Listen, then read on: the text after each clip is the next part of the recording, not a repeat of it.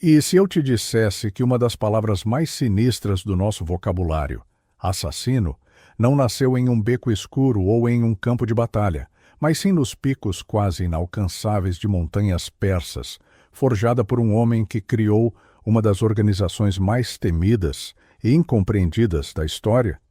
E se eu te contasse que por trás dos mitos de jardins paradisíacos, assassinos drogados e obediência cega, existe uma história real de espionagem, poder político e uma luta desesperada pela sobrevivência de um povo?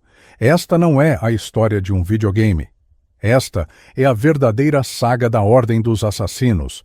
Nos próximos minutos, vamos viajar para um tempo de impérios colossais e fervor religioso, para desvendar como um único homem, a partir de uma fortaleza impenetrável, desafiou califas, sultões e reis cruzados. Vamos separar a lenda da realidade e descobrir a verdade por trás dos Hashashin, os homens que transformaram o assassinato político em uma arma de precisão cirúrgica e deixaram uma marca indelével no imaginário do mundo. Prepare-se para conhecer a história que você achava que conhecia. Nossa jornada começa no século XI, um período de imensa turbulência no coração do mundo islâmico. O grande império seljúcida, de fé sunita, dominava a Pérsia e vastas áreas do Oriente Médio, impondo uma ortodoxia religiosa rígida. Mas sob essa superfície de poder unificado, correntes de dissidência fervilhavam. A mais potente delas era a dos muçulmanos xiitas, que acreditavam que a liderança da comunidade islâmica pertencia por direito aos descendentes do profeta Maomé, através de seu genro Ali. E dentro do xiismo, um ramo ainda mais específico e místico, o ismailismo guardava uma chama de esperança e resistência. Os ismaelitas acreditavam em uma linhagem contínua de imames, líderes espirituais infalíveis, que eram os únicos capazes de interpretar o significado esotérico, o batim, do Alcorão. Para eles, a religião tinha uma casca externa, a zahir, para as massas, e um núcleo interno, secreto e verdadeiro, acessível apenas através da orientação do imã da época. E era essa crença que os colocava em rota de colisão direta com o poder seljúcida, que via essa devoção a uma autoridade alternativa como uma heresia perigosa e uma ameaça política direta. É nesse caldeirão de intriga política e fervor religioso que surge um homem destinado a mudar o curso da história, Hassan I Sabah. Nascido na cidade de Qom, na Pérsia, por volta de 1050, Hassan era um estudioso brilhante, um homem de intelecto afiado e carisma magnético.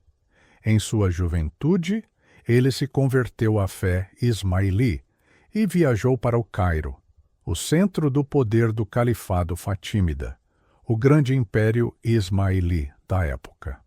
Lá, ele aprofundou seus conhecimentos teológicos e se tornou um daí, um missionário encarregado de espalhar a doutrina.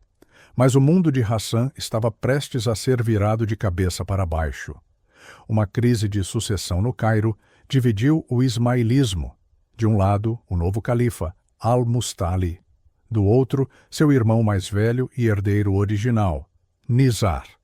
Hassan e Sabah e os ismaelitas da Pérsia tomaram o lado de Nizar, acreditando que ele era o imã legítimo. A facção de Nizar foi brutalmente esmagada no Egito, e ele mesmo foi morto. De repente, os ismaelitas persas, agora conhecidos como Nizares, estavam órfãos, isolados e caçados como hereges, tanto pelos sunitas seljúcidas quanto pela nova liderança ismaelita no Cairo. Foi nesse momento de desespero que a genialidade de Hassan I Sabah floresceu. Ele percebeu que, para sobreviver, seu povo não precisava de um grande exército que eles jamais teriam. Eles precisavam de algo diferente. Precisavam de refúgios seguros, de uma liderança centralizada e de uma nova forma de lutar. Uma forma que permitisse que uma minoria aterrorizada pudesse enfrentar um império colossal. Hassan retornou à sua terra natal, a Pérsia, não mais apenas como um missionário, mas como o arquiteto de uma revolução. Seu objetivo era criar um Estado Nizari, uma rede de comunidades autônomas unidas pela fé e pela lealdade inabalável ao imã oculto, cuja autoridade ele agora representava. E para isso, ele precisava de uma base, um quartel-general que fosse um símbolo de sua resistência. Um lugar que o mundo conheceria como Alamut. A fortaleza de Alamut não era uma fortaleza qualquer. Seu nome, em persa, significa Ninho da Águia, e a descrição não poderia ser mais apropriada. Localizada no alto das montanhas Elburz, ao sul do Mar Cáspio, a mais de 2.000 metros de altitude, Alamut era um milagre da engenharia defensiva natural. O castelo se equilibrava no topo de um cume estreito e vertiginoso, com penhascos íngremes de centenas de metros de cada lado. O único caminho para chegar ao topo era uma trilha sinuosa e estreita, esculpida na própria rocha, facilmente defensável por um punhado de homens. Era um lugar onde a geografia se tornava a maior das muralhas. Hassan e Sabah não construiu Alamut. Ele a conquistou. Mas sua conquista não foi através de um cerco sangrento. Foi uma obra-prima de infiltração e guerra psicológica. Por anos, seus missionários, os Da'is, trabalharam secretamente na região ao redor do castelo, convertendo a população local à fé Nizari. O próprio Hassan, disfarçado de professor chamado Dehoda, infiltrou-se no castelo. Lentamente, a guarnição de Alamut foi sendo convertida, homem por homem. Quando o senhor do castelo finalmente percebeu o que estava acontecendo, era tarde demais. Ele estava cercado, não por um exército inimigo, mas por seus próprios guardas, agora leais a Hassan. Em 1090, sem derramar uma gota de sangue, Hassan e Sabah tomou o controle do Ninho da Águia.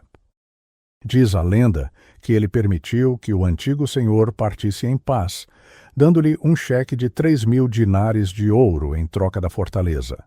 Uma vez no controle, Hassan transformou Alamut em muito mais do que uma base militar. Ele a converteu no cérebro de seu nascente estado Nizari. A primeira coisa que ele fez foi garantir sua autossuficiência. Engenheiros e trabalhadores escavaram canais na rocha para levar água até o topo da montanha e criaram terraços para o cultivo de alimentos.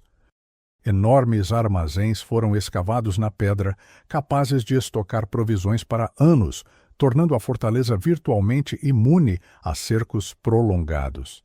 Mas a verdadeira maravilha de Alamut não estava em suas defesas físicas, mas em seu capital intelectual. Hassan e Sabah, o estudioso, fundou uma das mais magníficas bibliotecas do mundo medieval. Agentes nizares percorriam o Oriente Médio e a Ásia Central, comprando ou copiando manuscritos raros sobre filosofia, ciência, matemática, astronomia e, claro, teologia. Alamut tornou-se um refúgio para estudiosos e cientistas que fugiam da perseguição dos ortodoxos. Em um mundo onde o conhecimento era muitas vezes visto com suspeita, o Ninho da Águia era um farol de liberdade intelectual.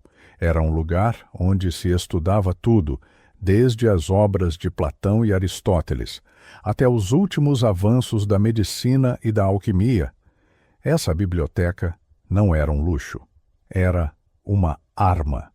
O conhecimento era a base da doutrina Nizari. E a educação era a chave para a formação de seus seguidores. A partir desta base aparentemente inexpugnável, Hassan começou a expandir seu Estado em rede. Seus agentes capturaram outras fortalezas estrategicamente localizadas por toda a Pérsia e, mais tarde, na Síria, criando uma teia de poder que o Império Seljúcida não conseguia simplesmente arrancar. Cada fortaleza era um nó nessa rede, autossuficiente e leal a Alamut. O homem que governava este reino peculiar, Hassan e Sabah, vivia uma vida de ascetismo extremo. disse que ele nunca deixou seus aposentos em Alamut nos 35 anos em que a governou, exceto por 2 vezes para subir ao telhado. Ele passava seus dias lendo, escrevendo e administrando seu estado com mão de ferro. Ele era o mestre estrategista, o líder espiritual, o velho da montanha, um título que mais tarde seria envolto em mitos sombrios, mas que na realidade refletia sua posição como o sábio ancião de seu povo, entrincheirado em seu ninho de águia. E era a partir dali que ele iria desencadear sua arma mais eficaz e aterrorizante, a arma que daria ao seu povo um nome na história: o assassinato seletivo. Para entender a ordem dos assassinos, primeiro precisamos entender a sua estrutura. Era uma hierarquia complexa e rigorosa, projetada para garantir lealdade, sigilo e eficiência. No topo de tudo estava o imã, a figura sagrada e descendente de Nizar, que na maior parte do tempo permanecia oculto do mundo por segurança. O líder visível, o mestre do estado Nizari, era o Da'i al-Kabir, o grande missionário, sendo Hassan-i Sabah o primeiro e mais famoso. Ele era o comandante em chefe, o líder espiritual e o cérebro estratégico de toda a operação. Abaixo dele estavam os Da'is superiores, responsáveis por regiões inteiras, como a Pérsia ou a Síria. Eles eram os generais e governadores de Hassan. Em seguida, vinham os Da'is comuns, os missionários e professores que eram a espinha dorsal intelectual da ordem, responsáveis por educar e converter novos seguidores.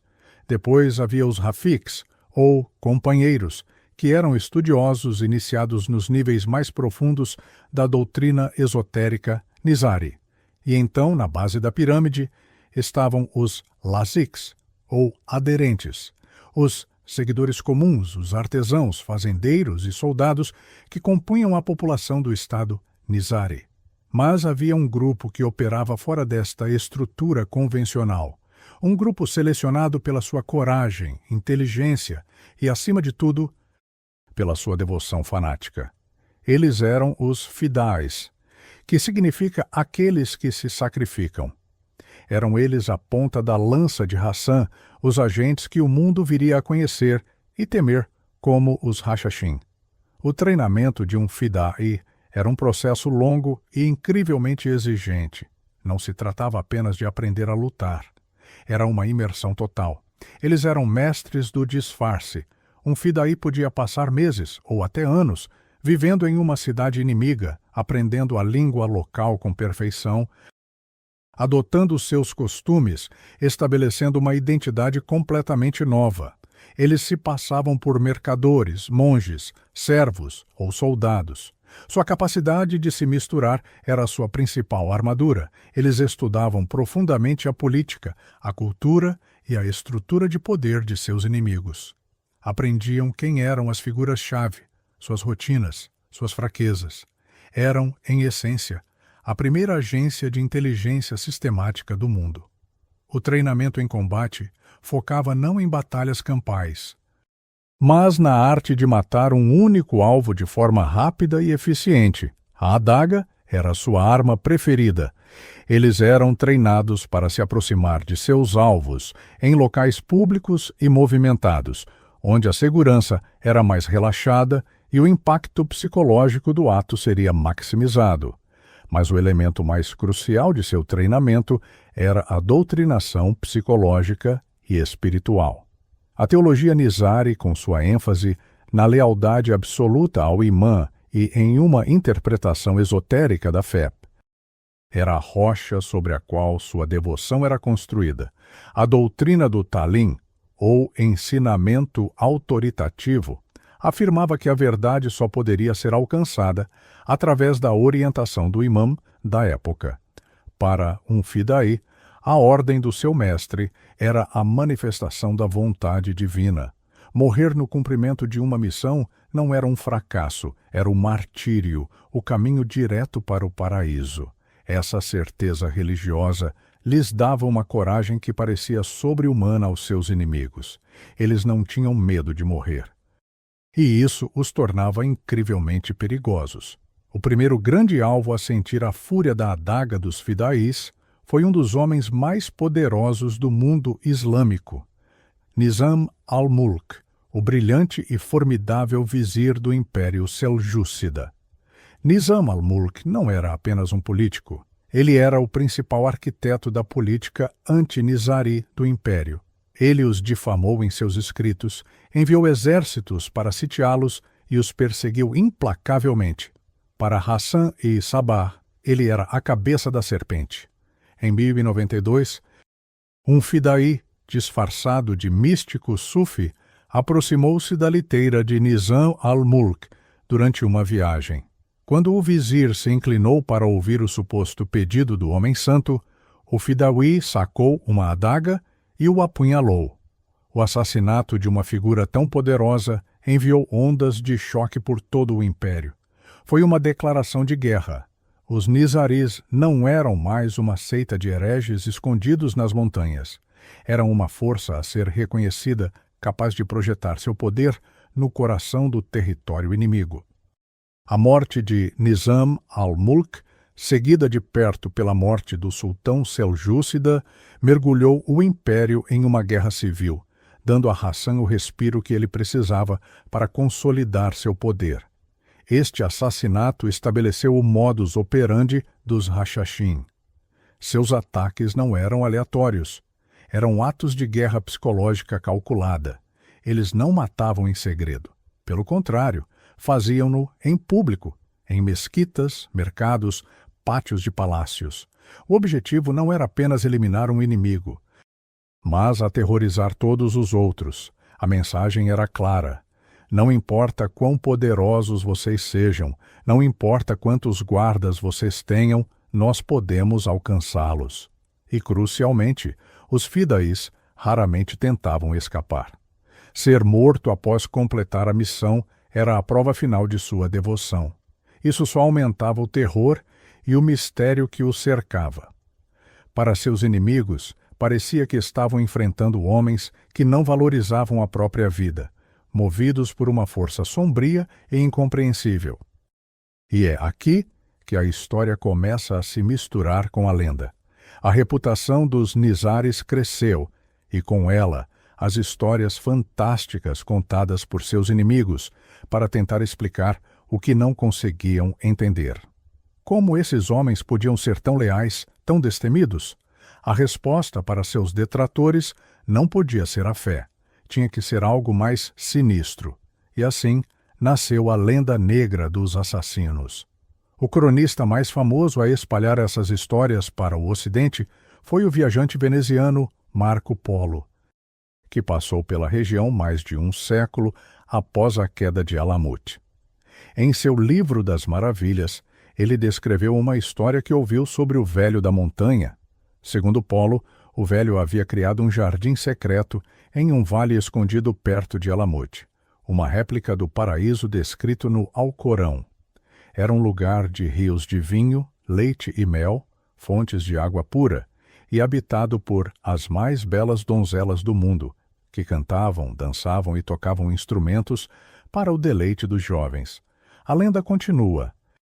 O velho drogava jovens recrutas com ópio e os levava para este jardim. Ao acordar, cercados por tanto prazer, eles acreditavam genuinamente que estavam no paraíso. Depois de alguns dias, eram drogados novamente e trazidos de volta à presença do velho. Ele então lhes dizia que tinha o poder de enviá-los de volta ao paraíso, mas apenas se eles cumprissem suas ordens. Desesperados para retornar àquele lugar de êxtase, os jovens se tornavam seus assassinos leais e destemidos, dispostos a morrer para provar seu valor. É uma história cativante, cheia de intriga e exotismo. E é completamente falsa. Não há uma única fonte ismaelita ou mesmo de outros cronistas muçulmanos contemporâneos que mencione tal jardim. É pura propaganda, uma tentativa de desumanizar os Nizaris e reduzir sua devoção religiosa a uma mera manipulação induzida por drogas. A própria geografia de Alamut, um rochedo árido e ventoso, torna a existência de um jardim luxuriante como o descrito altamente improvável. A verdadeira fonte de sua lealdade não era um paraíso artificial, mas uma fé profunda e uma identidade comunitária forjada sob a ameaça constante de aniquilação. Junto com a lenda do paraíso, veio a história do haxixe.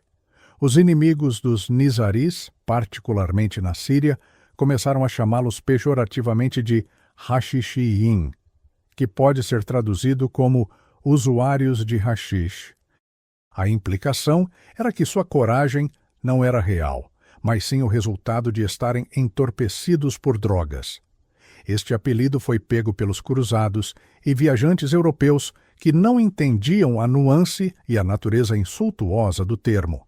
A palavra haxixiyin foi então latinizada para assassinos, e assim, através de uma campanha de difamação, nasceu a palavra assassino que usamos hoje. É uma das maiores ironias da história da linguagem. Uma palavra que define o ato de matar por encomenda originou-se não de uma descrição de suas ações, mas de um insulto sobre um vício que eles muito provavelmente não tinham. Estudiosos modernos concordam que não há evidências credíveis de que os fidaís usassem qualquer tipo de droga para realizar suas missões. A precisão, o planejamento e a infiltração de longo prazo necessários para seus atos seriam impossíveis para alguém sob a influência de entorpecentes. A realidade era que o Estado Nizari funcionava não com base em drogas, mas em uma organização social e política coesa. Era uma sociedade que valorizava o conhecimento, com uma economia baseada na agricultura em seus vales férteis e no comércio ao longo das rotas que suas fortalezas controlavam. As mulheres na comunidade Nizari, embora vivendo dentro das normas sociais da época, gozavam de um status relativamente mais elevado em comparação com as sociedades vizinhas, muitas vezes tendo acesso à educação dentro da comunidade. A vida em Alamut e nas outras fortalezas era austera e disciplinada, governada pela lei ismaelita e unida por um profundo senso de propósito comum. Eles não eram um culto da morte, mas uma comunidade lutando para preservar sua fé e seu modo de vida contra probabilidades esmagadoras. Enquanto a lenda negra florescia, os Nizaris continuavam a ser um jogador importante no complexo tabuleiro de xadrez do Oriente Médio. Sua influência se estendeu para a Síria, onde estabeleceram uma série de fortalezas nas montanhas, a mais famosa sendo Masyaf. A partir dali, eles entraram em contato e conflito direto com os cavaleiros cruzados. Para os europeus, os assassinos eram a personificação do mistério e do perigo do Oriente. Uma das interações mais famosas ocorreu com um dos líderes cruzados mais notáveis, Conrado de Monferrato, que havia sido eleito rei de Jerusalém. Em 1192, na cidade de Tiro, 2 fidais disfarçados de monges cristãos se aproximaram de Conrado e o apunhalaram fatalmente. O assassinato chocou o mundo cruzado. O mistério sobre quem havia ordenado o ataque teria sido o rival de Conrado, Ricardo Coração de Leão, ou talvez o próprio Saladino. Apenas aumentou a aura de mistério dos assassinos. Eles eram vistos como os mercenários supremos, capazes de realizar o impossível por um preço. No entanto, sua relação com os poderes locais era muito mais complexa do que simples antagonismo. Eles eram mestres da diplomacia e da política de equilíbrio de poder. Às vezes, formavam alianças temporárias com certos senhores cruzados contra um inimigo muçulmano comum. Em outras ocasiões, aliavam-se a emires muçulmanos para conter a expansão dos cruzados. Eles até mesmo tentaram assassinar o grande sultão Saladino, que unificou os muçulmanos contra os cruzados, e via os Nizaris como uma ameaça herética. 2 vezes os fidaís conseguiram se infiltrar em seu acampamento e 2 vezes Saladino escapou por pouco. Após a segunda tentativa, aterrorizado, Saladino optou por fazer uma trégua com os nizares sírios, preferindo tê-los como vizinhos neutros a inimigos implacáveis. Essa era a essência da estratégia nizari: sobrevivência através do medo e da diplomacia. Eles usavam o assassinato seletivo não como terrorismo indiscriminado, mas como uma ferramenta de política externa.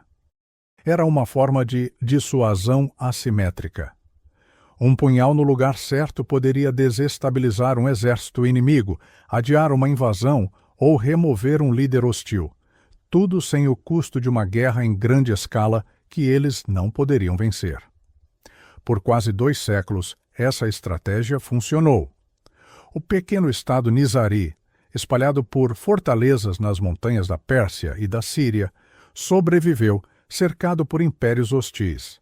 Eles resistiram aos seljúcidas, aos zêngidas e aos cruzados. Mas uma nova tempestade estava se formando no leste. Uma força de destruição tão avassaladora que nem mesmo as muralhas do Ninho da Águia poderiam resistir. O Império Mongol estava a caminho. Em meados do século XIII, o Império Mongol, sob o comando dos sucessores de Genghis Khan, era a força mais destrutiva que o mundo já havia visto. Cidades que resistiam eram varridas do mapa, suas populações massacradas. Em 1253, Hulagu Khan, neto de Genghis, recebeu uma missão de seu irmão, o grande Khan Monke, marchar para o oeste e destruir os 2 últimos grandes poderes islâmicos que desafiavam a hegemonia mongol, os Nizares de Alamut e o Califado Abássida, em Bagdá. Para os mongóis, os Nizares eram um incômodo e uma ameaça. Havia relatos de que agentes nizaris haviam sido enviados para a corte mongol em Karakorum, possivelmente para assassinar o próprio Khan. A existência de um poder independente que se recusava a se submeter era inaceitável. A ordem de Hulagu era clara: exterminá-los completamente. O exército que Hulagu liderava era colossal, talvez uma das maiores forças já reunidas pelos mongóis. Eles avançaram pela Pérsia com uma eficiência brutal. Uma a uma, as fortalezas nizaris menores, incapazes de resistir à avassaladora maquinaria de cerco mongol, começaram a cair. O imã nizari da época, Rukn al-Din Qurshah, era um jovem líder que havia herdado o poder recentemente. Enfrentando uma ameaça existencial, ele tentou a diplomacia, enviando emissários a Hulagu. Mas o Khan mongol não estava interessado em negociações. Ele exigia rendição incondicional. Finalmente, em 1256, o poderoso exército mongol chegou aos pés de Alamut. Por séculos, a fortaleza havia sido considerada inexpugnável. Sua posição natural a protegia de exércitos convencionais. Mas os mongóis não eram um exército convencional. Eles trouxeram consigo engenheiros chineses, especialistas em construir catapultas e trabucos capazes de lançar enormes projéteis a grandes distâncias. Durante dias, as máquinas de cerco bombardearam a fortaleza. O cronista persa Ata Malik Juvaini, que acompanhava o exército de Hulagu, nos deixou um relato em primeira mão do cerco. Ele descreve a determinação feroz dos defensores nizaris, que resistiam bravamente contra todas as probabilidades. Mas a situação era desesperadora. As muralhas, embora fortes, não podiam resistir para sempre ao bombardeio implacável. O imã Qurshah, talvez na esperança de salvar seu povo do massacre total, tomou uma decisão fatídica. Ele se rendeu. Hulagu Khan o recebeu com aparente cortesia, mas a promessa de misericórdia era uma armadilha. Qurshah foi forçado a enviar ordens para que todas as fortalezas nizares restantes se rendessem. A maioria obedeceu, e suas guarnições foram massacradas. Em seguida, os mongóis entraram em Alamut. Juvaini, o cronista, conseguiu permissão de Hulagu para explorar a famosa biblioteca antes que ela fosse destruída. Ele salvou alguns alcorões e textos científicos, mas por ordem de Hulagu, a grande maioria da coleção, todos os livros que continham a doutrina e a história Nizari, foi empilhada e queimada. Foi uma perda incalculável, um ato de aniquilação cultural que apagou a história dos Nizaris contada por eles mesmos, deixando-nos, em grande parte, com os relatos de seus inimigos. Após saquear a fortaleza, os mongóis a demoliram sistematicamente, derrubando suas muralhas e edifícios. O Ninho da Águia, que havia sido o centro do poder Nizari por 166 anos, foi reduzido a escombros. O último ato da tragédia ainda estava por vir. Depois de usar Kurchá para garantir a rendição de seu povo, Hulagu Khan não tinha mais utilidade para ele. O último mestre de Alamut e toda a sua família foram executados. A ordem de Hulagu foi cumprida à risca. O Estado Nizari na Pérsia havia sido aniquilado. Os Nizaris na Síria sobreviveriam por mais alguns anos antes de serem subjugados pelo sultão mameluco Baibars. A era dos senhores da montanha e de seus fidais havia chegado a um fim sangrento. Mas uma ideia é mais difícil de matar do que um homem. Embora seu estado tenha sido destruído, o povo Nizari Ismaili não desapareceu. Eles sobreviveram, entrando em um longo período de obscuridade e sigilo, conhecido como Daur al-Satr, o período de ocultação. Espalhados por pequenas comunidades na Pérsia, Ásia Central, Síria e Índia, eles praticavam sua fé em segredo, passando suas tradições de geração em geração, sempre aguardando o ressurgimento de seu imã. Eles se tornaram mestres da taqiyya, a prática de ocultar as próprias crenças religiosas em tempos de perseguição. Por séculos, sua história foi contada apenas através das lentes distorcidas de seus inimigos. As lendas de Marco Polo e as crônicas dos sunitas e cruzados se tornaram a verdade aceita. Os Hashashin se transformaram em figuras míticas, caricaturas de assassinos fanáticos e drogados, divorciados de seu contexto político, social e religioso. Essa imagem perdurou, e no século XIX, com o fascínio europeu pelo Oriente Misterioso, a lenda foi revivida e romantizada, encontrando seu caminho para a literatura, a arte e, eventualmente, para a cultura pop moderna. O legado dos assassinos é, portanto, duplo. Por um lado, há o legado histórico. Eles foram pioneiros em táticas de guerra psicológica e assimétrica. Eles demonstraram como uma organização descentralizada, unida por uma ideologia forte, poderia desafiar poderes estatais muito maiores. Sua rede de fortalezas autossuficientes e sua agência de inteligência foram inovações notáveis para uma época. Eles eram um produto de seu tempo, uma resposta desesperada de uma minoria perseguida à opressão de um império.